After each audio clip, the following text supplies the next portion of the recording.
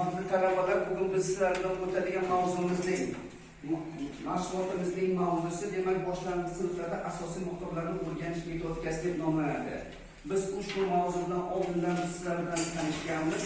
Oldingi o'lchov birliklari haqida ma'lumotga egasiz. Qani kim aytadi, qanday o'lchov birliklari mavjud bizga? Qaysilarini o'rganamiz? Tez ko'rsatgan aytib beradi. Qaysi o'lchov birliklarini o'rganamiz?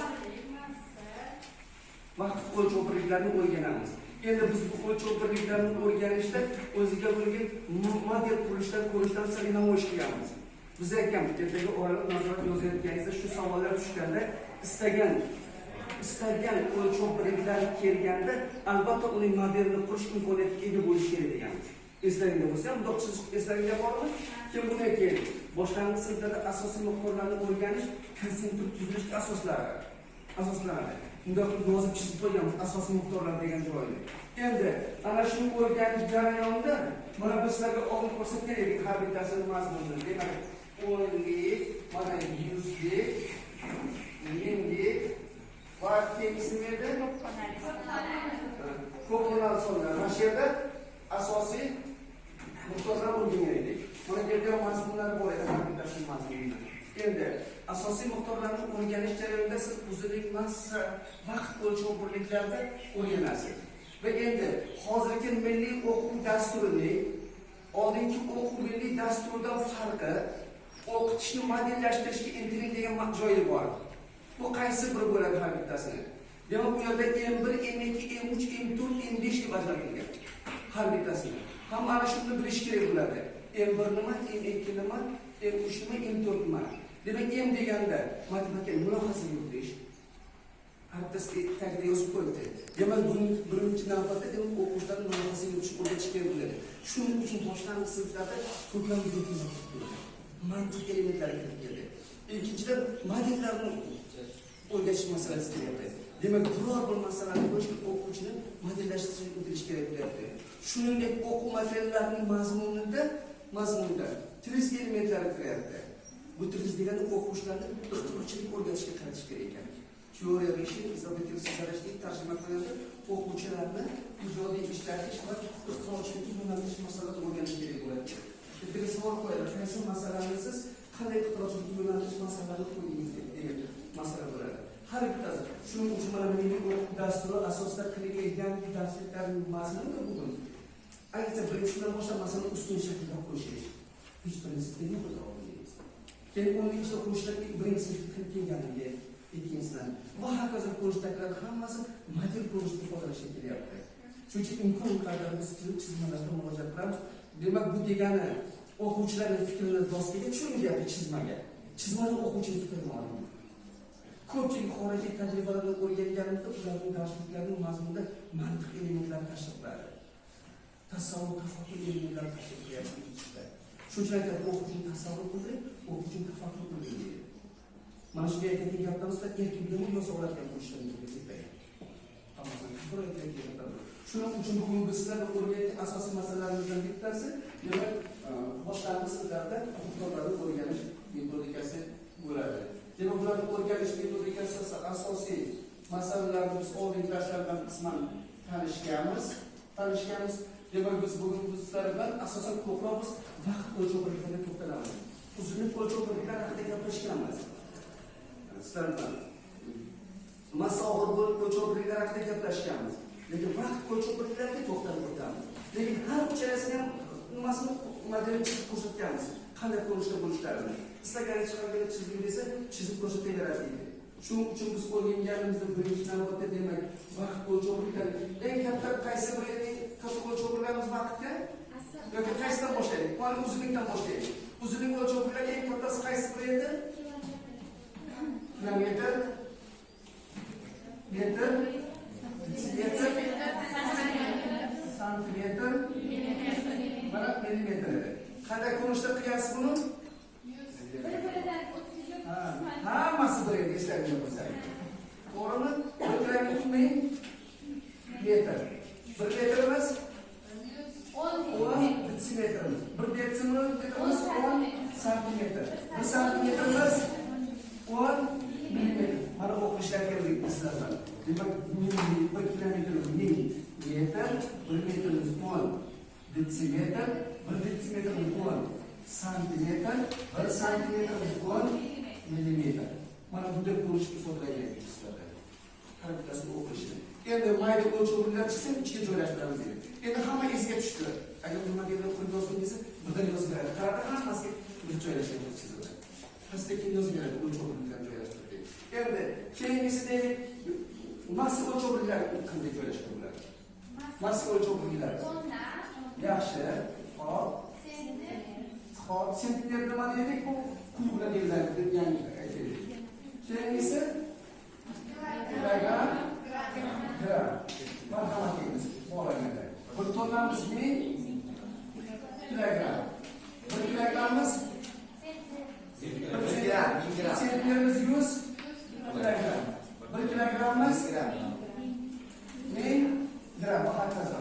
Mana buni ham ko'rishni, mana bunday ko'rishlarni olardi. Mana aytaman 100 kilogram, 1,5 va hokazo ko'rishda ifodalar kelganmiz. Bo'ldi. Endi cho'pliklarni xuddi shunday joylashtirishingiz kerak bo'ladi deydi. Agar siz joylashtirgan desa, demak shunga qarab aytasiz. Birinchi eng katta vaqtga qaysi biri deysiz? O'lchovlik. Vaqtga. Asli keyin yil, oy, hokazo sutga soat ko'rinishidagi masalalar bo'lgan turadi. Buning uchun biz quyidagi sizlarni namoyish etamiz. Marhamat deymiz. Demak, buning o'lchovlarning marhamatga konsentrik tuzda joylashgan. Konsentrik tuzilishni sizlarga o'rgatgan edik. 10lik, 100lik, 1000lik va hokazo to'pmalar sonlar ko'rinishda joylashgan. Va ularning g'alati etatlarida qaysi boshqa asosiy miqdorlar o'rganish. Mana siz ko'p yozib qo'ying. Asosiy miqdorlarga o'rganish. Mazmun. Endi asosiy miqdorlar qaysiga bo'linishi haqida bizlar bilan alohida to'xtalib o'tdik. Miqdorlarni o'zi deymiz. Miqdorni o'zi deymiz. Mana shunga qarab aytamiz.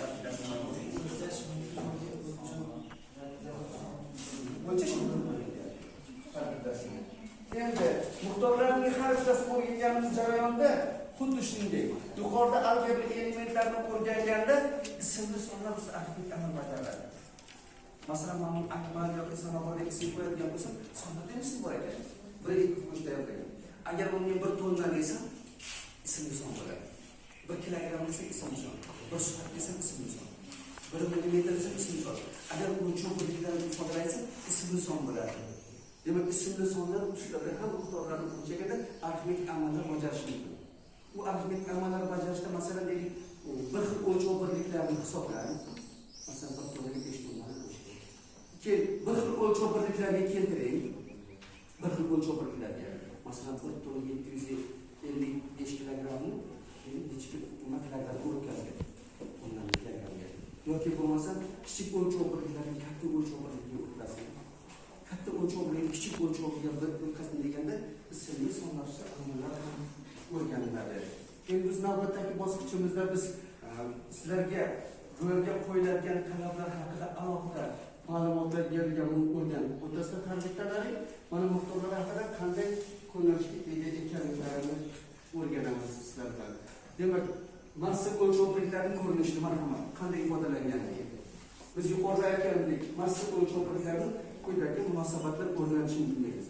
Demak, asosiy miqdorlarni o'rganishda, massa o'lchovliklarining o'rganishda quyidagi munosabatlar o'rnida bo'ladi. Buni yuqorida tushuntirib ko'rsatib ketdik deymiz. Va qanday ko'rish ekanini. Kimda bo'lmasa bundoq chizib olib yozib qo'yaveradi.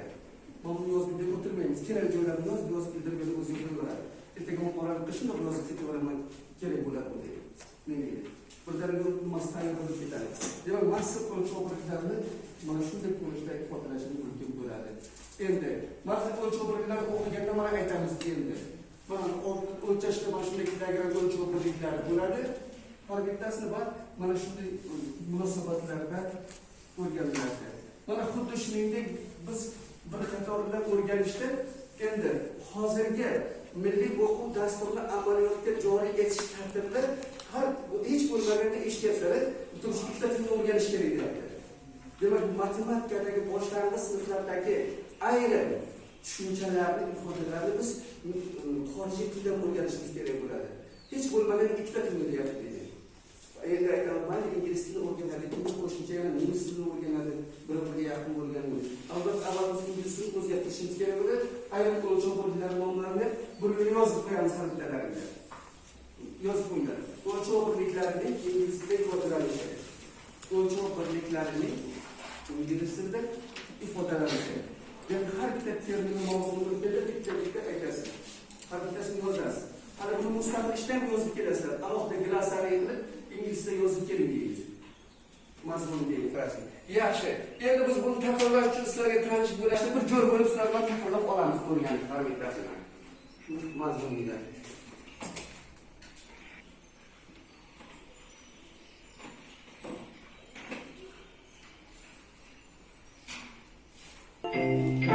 How many fingers do you have? Let's count. How many fingers do you have? Endi jo'r bo'lsin sizlar. Har bittasini. Endi marhamat bir sananglarchi endi jo'r bo'lib. How many fingers do you have? 1, 2, 3, 4, 5, 6, 7, 8, 9, 10. Let's count them again. How many fingers do you have? 1, 2, 3, 4, 5, 6, 7, 8, 9, 10. Now this is the end. How many fingers do you have? Darsliklarda quyidagi miqdordagi topshiriqlar masalalar o'rganib kelinadi. Masalan, qanday o'lchash kerakligi, o'quv darsiga qanday masalalar kirib kelayotganligi va bularni qanday ifodalash kerakligi haqida keladi. Marhamat, birinchi masalani o'qing. Birinchi masalani o'qing. Bittadan 1, 3 va nima bo'ladi? O'qing. bittadan 1, 3 va 5 kilogrammli toshlar bor. Shu toshlardan foydalanib, ikki pallali tarozida 500 gram, 2 kilogramm, 7 kilogramm guruchni qanday qilib sotish mumkin? Marhamat, qanday qilib bajaradi? Tez qanaqa kim aytadi? Mana oddiy deb o'lchov o'rganganda qaysi biri o'rganish kerakligi qonunchilar. Qani? Marhamat, eshitamiz. 2 kilogrammlikni o'lchash uchun tarozining bir pallasiga 3 kilogrammlik toshni qo'yamiz, ikkinchi pallasiga 1 kilogrammlik toshni qo'yib, o'lchaydigan narsaga buyumimizni qo'yamiz. Demak, bir-biriga toshlarni tenglashtirishga mumkin bo'ladi. Marhamat. Mana endi ko'rdingizmi? Hozirgi darsliklarning mazmuniga mantiq elementlarni keltirilyapti deydi. Sabitasi. Ikkinchi masala bor. Tamam. O'rtacha bitta daraxtdan 100 kilogramm qog'oz ishlab chiqariladi. 4 metr matematika darsligining massasi 11 sentner. Shuncha darslikka sarflangan qog'oz olish uchun nechta daraxt kerak bo'ladi? Marhamat. Ertagidagi asl fikrlar masalaga takrorlanmaydi. Mana birinchi shunchaki bugun umumiy o'quv dasturlari mazmuni mantiq tasavvur tafakkurlarga tez fikrlay oladigan masalalarga ega bo'lish kerak bo'ladi. Hozir qilayotgan darsliklarning mazmunida kamida 20% ana shunday masalalarga kelyapti mazmunda. Kelganda o'rnimizda ham bo'lishimiz kerak. Demak, masalalarning mazmunini ko'ramiz. Demak, bunga alohida tayyorgarlik kerak bo'ladi marasida. Endi uzunlik o'lchov birliklari ham xuddi shunday massa o'lchovlarini ko'rgandek bo'ladi. Demak, kichik o'lchov birligiga o'tish uchun ko'paytiriladi, katta o'lchov birligiga o'tish uchun bo'linadi. Mana o'lchov birliklarining mazmuni sifatida ko'rsatilgan bo'ladi. Demak, endi biz hozir navbatdagi mashg'ulotimizning umumiy mazmunida kelayotganda har bittasi mazmunda biz vaqt o'lchov birliklari bilan mustahkamlashimiz kerak bo'ladi. Marhamat, mana bu uzunlik o'lchov birligiga doir topshiriqlar. Endi uzunlik o'lchov birliklariga doir topshiriqlarga qandaydir ma'lum bir mantiqiy ega bo'ladigan yoki fikrlashga yo'naltiradigan topshiriqlar tizimini o'quvchi ijodiy so'ragan bo'lishi kerak bo'ladi. Hali o'zi xuddi boyagi toshlar bilan guruch orasidagi masaladek uzunlikka qo'ysa bo'ladimi yo'qmi masalani? Har bittasini. Yoki vaqt bilan bog'liq bo'lgan masalalarni o'rganish mumkinmi yo'qmi? Har bittasini masala qiladi. Chunki vaqt masofa o'lchov birliklar o'zaro bir-biriga bog'liq bo'lgan masalalar keladi. Boshqa misolda asosiy vaqt masofa tezlikka doir masalalar alohida ishlanadi. To'g'risi bitta bo'lib ishlanadi. Har bittasini. Ma'lumdir. Ana endi masalalarning mazmuni mantiq bilan elementlik bo'ladi. Masalan, men aytaman. Sirdaryodan borayotgan yo'lovchiga chiqqan yo'lovchi deyman. Demak, 7 soat yoki 2 soat yurgandan keyin butun yo'lni yo'lning 5dan 1 qismini yurib qo'ydi. 5dan 1 qismini yurib qo'ydi. Agar u 5dan 1 qismiga agar 5 kilometr yurgan bo'lsa, 10 kilometr yurgan bo'lsa, butun yo'l necha kilometr? Manzilga yetishdi. Demak, butun yo'lning 5dan 1 qismini yurib qo'ydi. 2 soatda agar shu davomida u agar 10 kilometr yurgan bo'lsa, yana qancha yo'l yurishi kerak? Mana oddiy masala bo'ladiki, mohiyatni vaqt bilan tezlikda bog'lash kerak bo'ladi. Masalan, o'lchov bilan bo'ladi. Ana endi vaqt o'lchov birliklari orasida quyidagi munosabatlar o'rinli deymiz. Qaysi munosabatlar o'rinli bo'ladi? Tabiatda deymiz. Marhamat. Asr 100 yilga teng, yil 12 oyga teng, oy 30 va 31 kundan iborat. Fevralda 28 yoki 29 kun mavjud. Haftada 7 kun bor. Bir kunda 24 soat, soatda 60 minut bor. 1 minut 60 sekundga teng. Yilda 365 kun yoki 366 kun bor. Endi men aytaman, o'qigan savol. Qaysi o'lchovlar ichida bor bo'lishi kerak? Mana bu modelni chizib o'tirmaymiz deymiz. Mana marhamat joylashtirib harakatlasin deymiz. Demak, buni har bittasi mazmunni keltirdik. Agar mana shu o'tkazish kerak bo'ladigan bo'lsa, mana o'tirib chizib yozing o'sha yerda. Demak, qaysi bir ichida yozish kerak bo'lsa, mana bu yerda masalan 4 hafta yozish mumkin. Haftamiz endi go'zda 6 kunga, 7 kunga bir haftalik hisoblaymiz. Ozgina farq bo'ladi-ku, bu yerda mazmunga kiritib o'tirmayman. Har bittasini. Hafta ham boradi.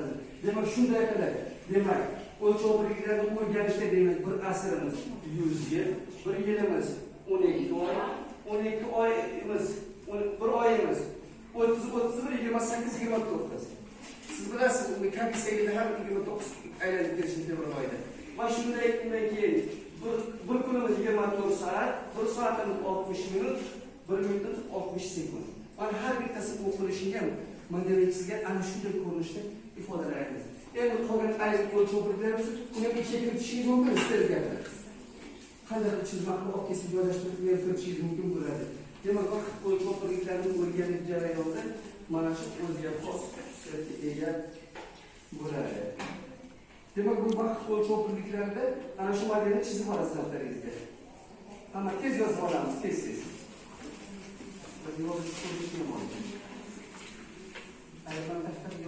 O'rganish jarayoni mazmunining mohiyatining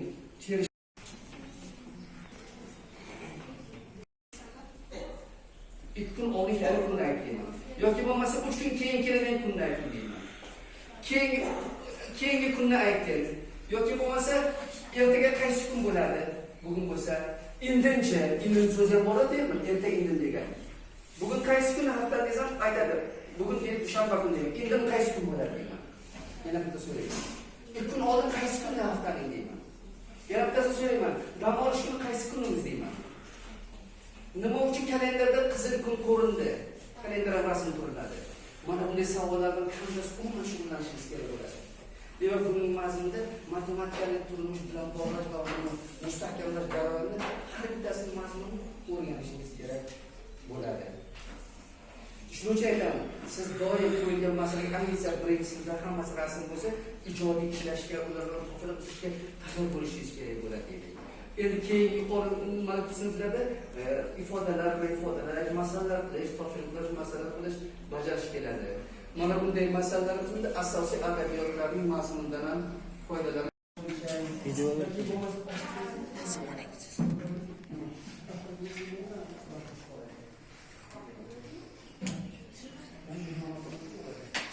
demak, har bittasi olgan mazmunga o'lchovliklar, tuzlik o'lchovlik, qadamlar o'lchash, qarishlar o'lchash, chamalab o'lchash ham asosiy tuzlik o'lchovlar hisoblanadi. Ko'pchilik bunga e'tibor qilmaydi. Lekin boshqarishda birinchi dasturchidan boshlaydi.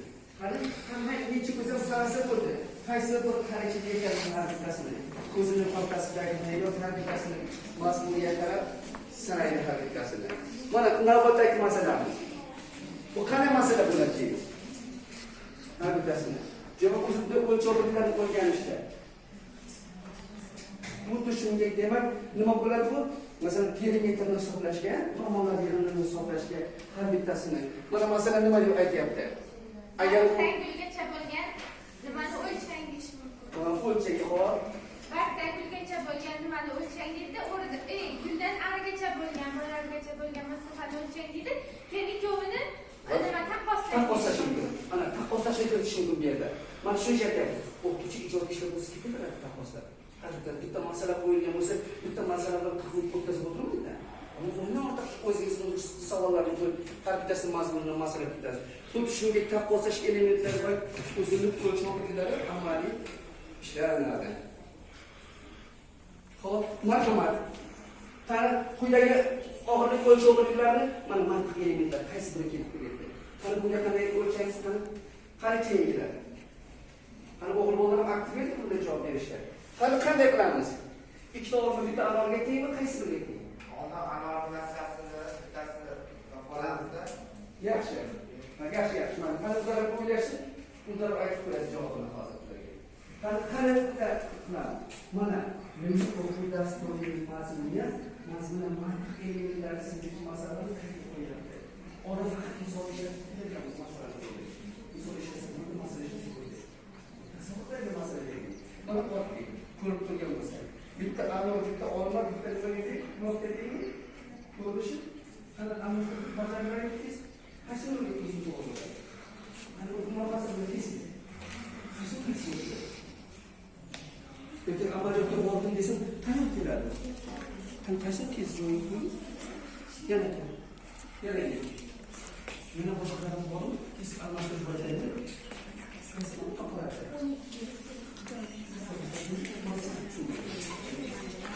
Qanday ishlamiz?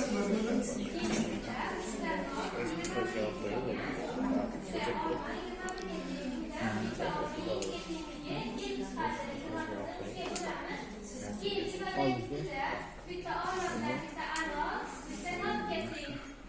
O'sha nokketing uchinchisidan bitta olma, bitta nok, bitta anor, bitta bitta olma 7 ga teng. Ikkita anor bilan bitta nok, anor bilan bitta olma, nokka teng bo'lgandan keyin 7 bo'ladi. 7 6 bo'ladi.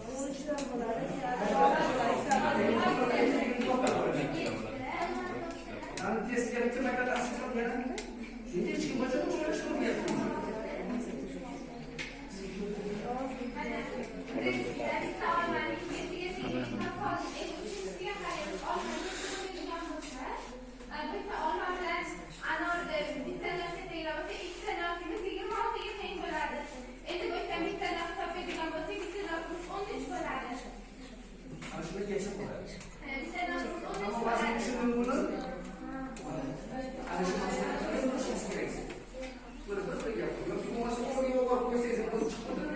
Bana olsa eklersin. Bitta tokumuz nimaga teng kelsa, bitta anor to'g'ri teng ekan.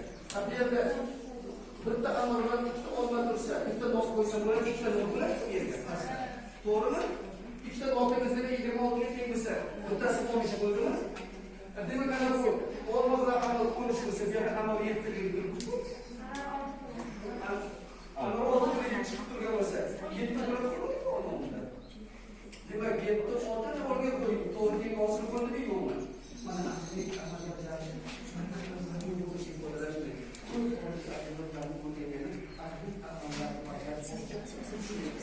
Asta bunisiga o'lchab topaman deb ishni amalga oshiradi. Bu bundan o'taki amalga oshiradi.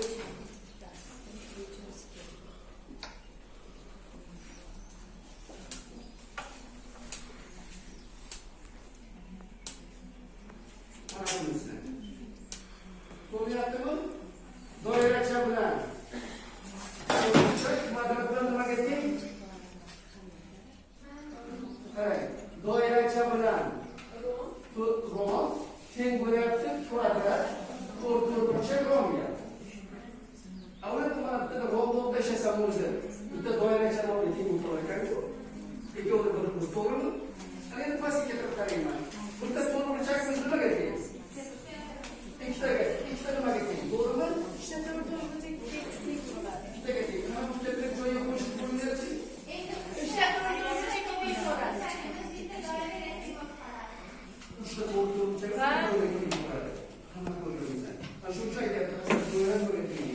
Shunga to'g'ri joyga ikkala olib qo'yinglar. O'rga qo'y. Mana o'rga qo'yishni o'ziga bosqichda amalni bajarib ko'rdik. Endi marhamat. Keyingi 50 kilogramm bo'lsa og'irlik o'lchovi bilan har bittasi bir-biriga qo'ygan masala qanday ekanligini bosqichi bilan bajariladi mazmunni. Endi bu bosqichda qanday ekanligini o'zgarmas tomonlarga qo'yiladi. Vaqt o'lchovrliklari. Endi vaqt o'lchovrliklarini ifodalashda raqamlarning bir nechta ko'rinishda ekanliklari ham ifodalanadi.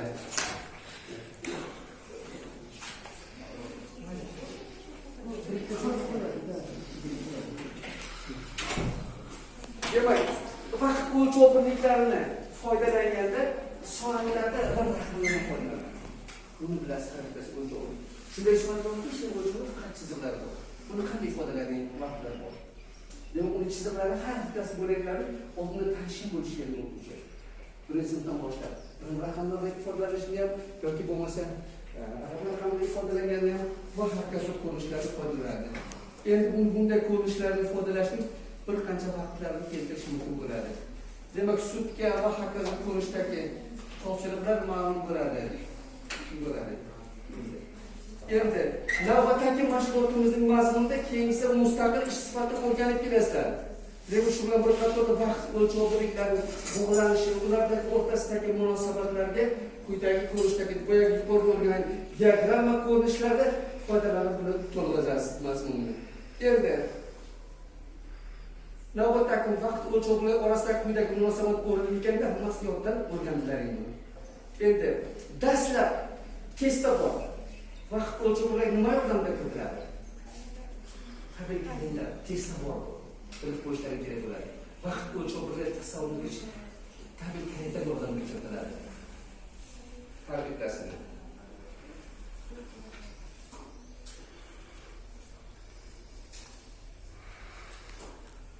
Mana birinchi, mana bu hafta kunlari ham birinchi dastlab birinchisiga boshlab, mana hafta kunlari ham vaqt o'lchovlarini o'lchashga asos bo'ladi.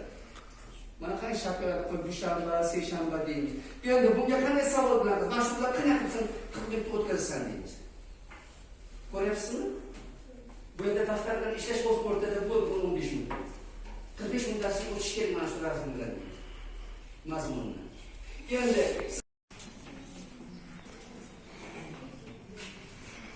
demak, ularning har bittasini o'rganishlar ana shunday qo'llarda qo'yishlar foydalanadi. Endi masalan, qanday amal bajarishimiz buni? Yo'q.